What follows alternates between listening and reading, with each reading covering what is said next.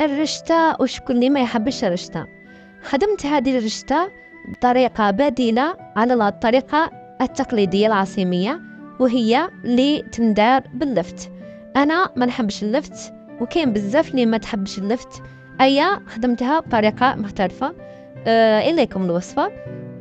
بديت بقليت ديجا الفخاد تاعي، وحطيت البصلة في الخلاط. بعد ما تقلت لي البصلة حطيت الخضرة اللي عندي ومرسو صغير تاع كابويا. ما حبيتش تجيني عاقله بزاف، حبيت فقط نديرها كبديل على اللفت، مش زعما لاصوص تجيني شويه عابطه. هنا حطيت لي زيبس اللي عندي، يعني فلفل احمر، فلفل حار، وملح، وطرف صغير تاع جمبو.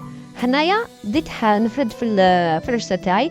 استعملت نصف الكميه فقط، وكل على حسب عدد افراد العائله. بعد ما فردتها بيدي، دوكا درت رقالين من الزيت، ونقوم بهذه الحركات فقط باش يدخل الزيت في العجينه، ما نزيروش عليها بزاف. هنا بعد ما فردتها نحطها في الكسكاس تاعي باش تفور لي الخطره الاولى. هنايا بعد ما فرت لي التفويره الاولى، رشيتها بشويه ملح فقط، وبديت نشمخ فيها بهذه الطريقه. فقط ارش بكاس ماء. الكأس هذا راح نستعمله طول الوصفة.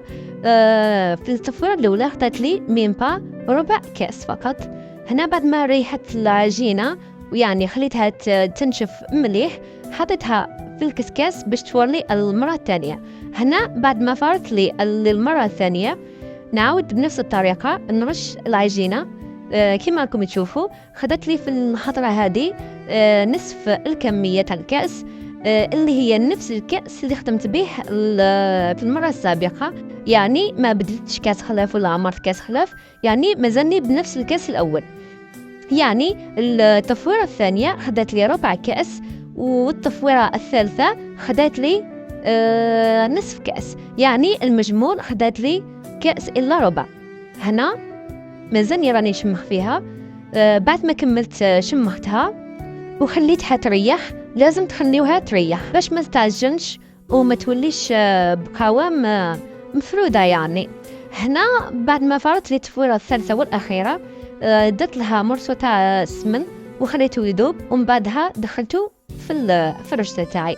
هنا بعد ما طابت لي المرقه، خرجت الدجاج اللي عندي وقليته بطرف السمن وصايي. زوقت الطبسي تاعي كما راكم تشوفوا.